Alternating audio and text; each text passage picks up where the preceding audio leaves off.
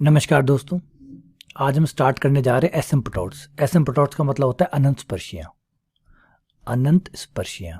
थोड़ा सा इंट्रोडक्शन भी बताऊंगा, बुक्स भी बताऊंगा कि कौन सी बुक से आपको पढ़ना है, और आगे ये जो टॉपिक चलेगा ये किस तरीके से चलेगा उसकी पूरी रूपरेखा जो है मैं इस लेक्चर में आपको बताने वाला हूँ। डिटेल से सारी बात बताने वाला हूँ कि अब आगे आपको क्या क्या इसमें जो ये फोल्डर है, इसमें जो वीडियो है, इन वीडियो में आपको क्या क्या मिलने वाला है, किस तरीके से हम चलने वाले हैं, सारी डिटेल से आपको बातें बताने वाला हूँ।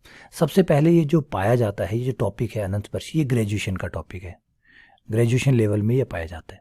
ये ग्रेजुएशन लेवल टॉपिक है नंबर 1। ठीक है ना, तो इसलिए इसको सीनियर सेकेंडरी वाले में मत ढूंढिएगा, ये ग्रेजुएशन लेवल टॉपिक है। और जिस बुक को मैं इस्तेमाल करने वाला हूँ वो है डॉक्टर गोखरू की बुक। यहाँ पे आप देख पा रहे होंगे नाम गोखरू, नाम यहाँ पे साफ आ रहा है गोखरू। तो गोखरू जो है वो राइटर हैं बुक के, डॉक्टर गोखरू एंड सैनी। पब्लिकेशन जो है वो है नवकार पब्लिकेशन। यहाँ देख सकते हैं आप, नवकार पब्लिकेशन की बुक है। बुक का नाम है अवकल गणित। मेरे पास ये पुरानी बुक है तो हो सकता है कवर चेंज हो गया, इसलिए कवर के साथ मत जाइएगा कि इसी कलर को ढूंढने लग जाएं, आप इसी पेज को ढूंढने लग जाएं, ऐसा नहीं है। बीएससी फर्स्ट ईयर जो महाराजा गंगा सिंह यूनिवर्सिटी है, एमजीएसयू बीकानेर, महाराजा गंगा सिंह यूनिवर्सिटी बीकानेर। वैसे ही बीकानेर के आसपास की जो और है, एमडीएसयू है, या और जो महर्षि दयानंद यूनिवर्सिटी है, वहाँ पे भी ये बुक चलती है, लेकिन वहाँ कौन सी ईयर में चलती है उसके बारे में मुझे जानकारी नहीं है। ठीक है, लेकिन जो एमजीएस यूनिवर्सिटी है उसमें बीएससी फर्स्ट ईयर में चलती है, तो ये एमजीएस यूनिवर्सिटी जो है उसके हिसाब से इस बुक को कहा गया है कि बीएससी फर्स्ट ईयर की है। नॉर्मली लगभग शायद राजस्थान यूनिवर्सिटी की बात करूं और शेखावट यूनिवर्सिटी की बात करूं तो सब में ये जो अवकलन गणित की जो बुक है, डिफरेंशियल कैलकुलस की बुक है, ये सब में ही फर्स्ट ईयर में ही चलती है। अवकलन एवं समाकलन करके 2 बुक है और एक पेपर बनता है पूरा, तो ये लगभग यूनिवर्सिटीज़ में फर्स्ट ईयर में ही पाई जाती है। तो वैसे तो इसमें लिखा हुआ देखिए, Rajasthan university, Bikaner university, Kota university, Jodhpur university, इन 4 यूनिवर्सिटी को ये कवर करती है। तो ये बुक बहुत अच्छी है और मैंने आपको बताया भी था कि हम जब तैयारी करेंगे तो आपको याद भी होगा, मैंने एक पूरा वीडियो बनाया हुआ है कि ग्रेजुएशन की बुक्स जो पढ़ेंगे हम, उसके लिए जो रेफरेंस बुक का हम इस्तेमाल करेंगे वो डॉक्टर गोखरू की यानी नवकार पब्लिकेशन की जो बुक्स है वो इस्तेमाल करेंगे। मोस्ट ऑफ द टीचर जितने भी आप मिलेंगे सब आपको यही बुक रिकमेंड करेंगे, क्योंकि इन बुक में कई खासियत है। एक तो ये बुक जो है ये इसमें गैर ज़रूरी टॉपिक नहीं है, फालतू की जो एक्स्ट्रा टॉपिक है वो नहीं है। सबसे पहली बात तो इनकी खासियत ये होती है। दूसरा, ये जो बुक्स है ये टू द पॉइंट है, जो टॉपिक है वो टॉपिक सीधा टू द पॉइंट चलता है, इधर उधर भटकता नहीं है। तीसरा है, इनके पास जो जैसे ही एक टॉपिक खत्म होता है उसके बाद में एमसीक्यू मिलती है आपको, मल्टीपल चॉइस क्वेश्चन, वो भी जो आरपीएससी या किसी और एग्जाम में जो लास्ट गत वर्षों में पिछले सालों में जो पूछे गए हैं उन क्वेश्चनों को समावेश करके उनकी एक एमसीक्यू बनाई हुई होती है, ताकि कंपटीशन वाला बच्चा भी इन बुक्स की सहायता ले सके और पढ़ सके। तो इसलिए बुक्स काफ़ी अच्छी हैं, काफ़ी बहुत बढ़िया है। और दूसरी बात है कॉस्ट फ्रेंडली भी है, काफ़ी सस्ती भी रहती है ये बुक्स। तो इस वजह से हर दृष्टिकोण से ये बुक जो है परफेक्ट है। और आपने देखा भी होगा कि बहुत सारे कंपटीशन में तो यहाँ से सीधे के सीधे सवाल पूछे जाते हैं, तो इसलिए इनको जो है और भी ज़्यादा रिकमेंडेशन जो है करने का आधार मिल जाता है कि भाई ये बुक अच्छी है, तो आप इस बुक के साथ जाइए। तो मैं तो इसके साथ जा रहा हूँ। हाँ, अगर यहाँ पे कई बच्चे क्वेश्चन पूछेंगे सर हमारे पास तो सीबीएच की है, हमारे पास जीपीएच की है, तो देखिए कोई और बुक है तो आप किसी और बुक से भी पढ़ सकते हैं। कुल मिला के हमें प्रैक्टिस ही करनी है। अगर आपने अभी तक कोई बुक परचेज नहीं की है और करना चाहते हैं तो फिर इसको कर लीजिए, और नहीं अगर आपके पास ऑलरेडी है तो फिर आप उससे कर लीजिए। प्रैक्टिस ही करनी है, मोटा मोटी तो काम प्रैक्टिस का ही है, सार तो यही निकलता है। लेकिन अगर बुक नहीं है आपके पास तो आप इस बुक के साथ जा सकते हैं। ठीक है, अब इस बुक को जब आप अंदर खोलेंगे इंडेक्स पे जाएंगे तो आप यहाँ पे इस टॉपिक को देखेंगे, अनंत स्पर्शी। ये है आपका टॉपिक, जिस टॉपिक की हम बात कर रहे हैं, ये अनंत स्पर्शी वाला टॉपिक, इस टॉपिक को हम पढ़ने वाले हैं। ठीक है, 23 से 54 पे देखिए, पेज में आगे पीछे हो सकता है, जैसे मैंने कहा मेरी बुक थोड़ी पुरानी है, जो नई बुक है उसमें आगे पीछे हो सकता है, लेकिन यहीं कहीं आपको मिल जाएगा ये। तो ये टॉपिक है। अब इस टॉपिक में क्या क्या चीज़ें हैं इनके बारे में मैं आपको एक पूरी लिस्ट बना देता हूँ, हमें क्या क्या पढ़ना है। सबसे पहले जो हमें पढ़ना है वो है अनंत स्पर्शी होती क्या है। अनंत स्पर्शी क्या है, किसे कहते हैं अनंत स्पर्शी, कौन है अनंत स्पर्शी। सबसे पहला तो यही डिटेल से हम बात करनी पड़ेगी।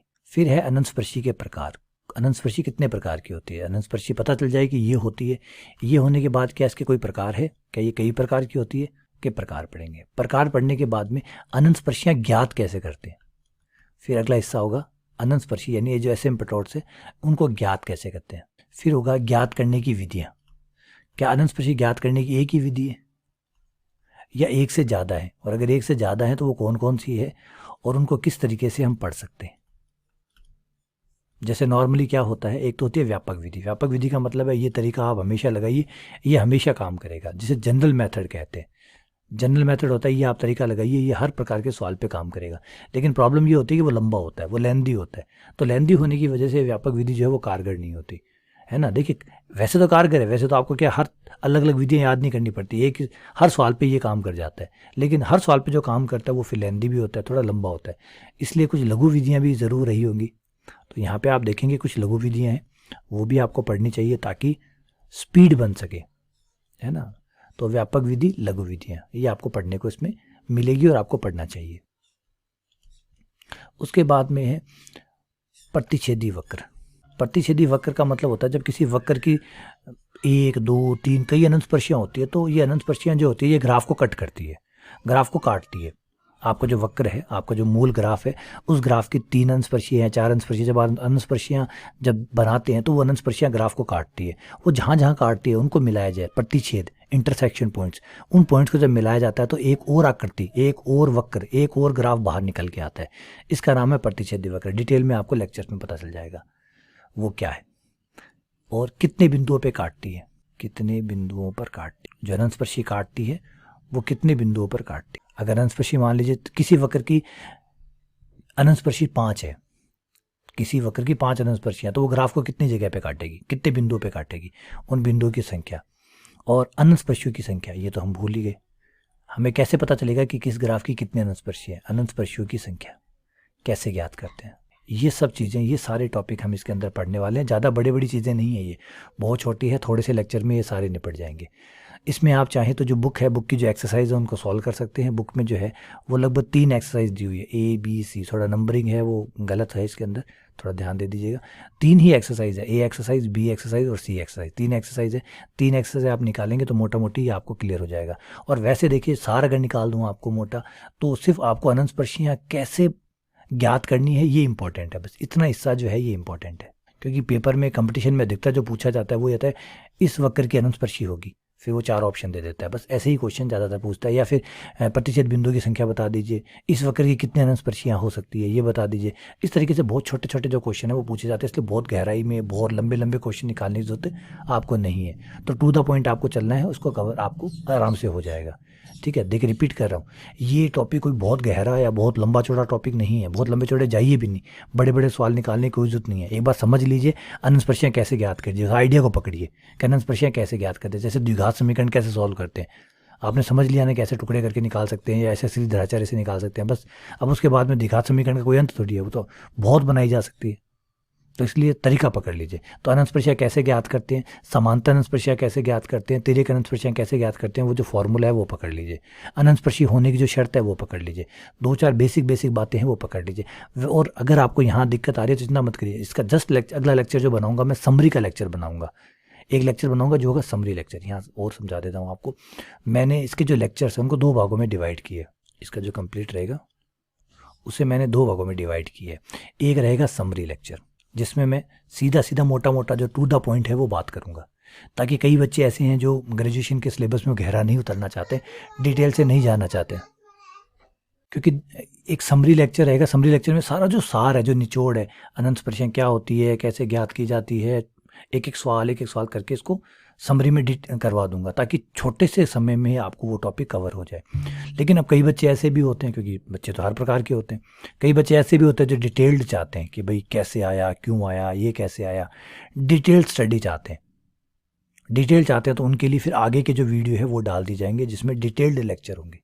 अगर वो चाहें डिटेल से पढ़ना चाहें तो वो डिटेल से पढ़ सकते हैं, बारीकी से पढ़ सकते हैं, हर बात को पकड़ते हुए पढ़ सकते हैं। तो आप किस कैटेगरी में आते हैं उसके हिसाब से आप अपना आगे का चुनाव कर सकते हैं। समरी लेक्चर में सारी समरी आ जाएगी, डिटेल आ जाएगी सारी की सारी, और डिटेल लेक्चर में सारे की सारी डिटेल आ जाएगी शुरू से लेकर एकदम एंड तक, जितना चाहे उतना गहरा पढ़िए। तो इस तरीके से हमारा ये लेक्चर चलेगा। तो समरी लेक्चर पढ़िए जिसमें समरी आपको मिल जाएगी, सारा समरी पढ़िए, डिटेल पढ़ने की जरूरत नहीं है। अगर आप सिर्फ बेसिक जानना चाहते हैं, उस पर एक सवाल अटेंड हो जाए, 1-2 सवाल जो पेपर में आने वाले, एक मुश्किल से एक ही क्वेश्चन आता है, एक क्वेश्चन अटेंड हो जाए, इस टाइप का आपका कवर हो जाएगा। और अगर आप डिटेल से पढ़ना चाहते हैं तो फिर आगे के लेक्चर देखिए, आनंद लीजिए। ठीक है, तो चलिए उम्मीद करता हूँ कि मोटा मोटी आपको बात समझ में आ गई होगी, बुक समझ में आ गई होगी, किस बुक से हम करने वाले हैं और किस बुक के साथ चलने वाले हैं। ठीक है, चलिए बहुत बहुत धन्यवाद, शुक्रिया।